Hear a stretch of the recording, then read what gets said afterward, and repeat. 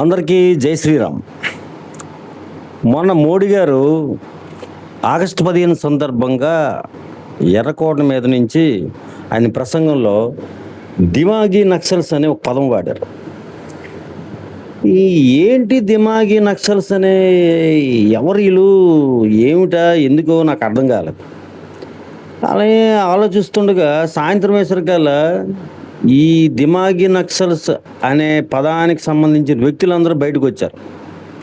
టీవీల ముందు, యూట్యూబ్ల ముందు, అన్నిటి ముందు వచ్చారు. వచ్చి మమ్మల్ని అంటారా, మా భావజాలాన్ని అంటారా, మమ్మల్ని దిమాగి నక్సల్స్ అంటారా, అలాగంటారా ఇలాగంటారా అన్నారు. ఎవరన్నారు వాళ్ళకి వచ్చి?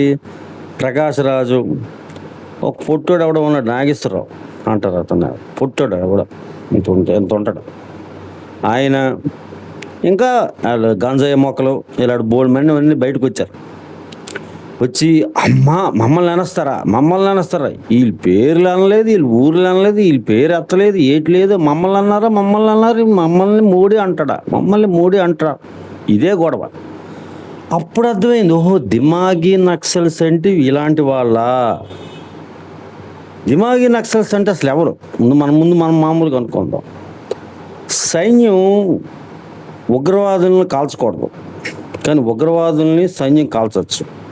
ఈ భావజాలమే దిమాగి నక్సల్స్.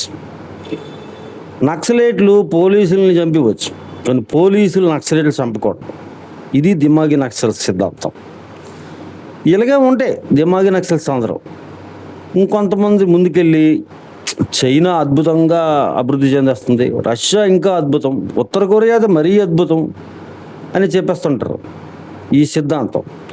కానీ ఆ దేశంలోని ప్రజలకు హక్కులే ఉండవు, మాట్లాడుకోవడం కావదు, కనీసం సోషల్ మీడియా ఉండదు, అన్నీ అసలు హక్కులు ఎవరికి ఉండవు, అందరికీ బాధ్యతలే ఉంటాయి.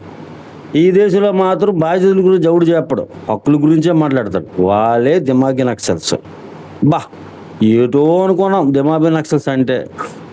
మీళ్ళేనా దిమాగి నక్సల్స్ అంటే ఇప్పుడు అర్థమైంది.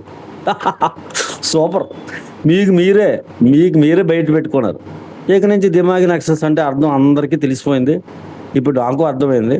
దిమాగి నక్సల్స్ సూపర్ రా, మరి మీకు మీరే బయట పెట్టుకున్నారు. జై హింద్.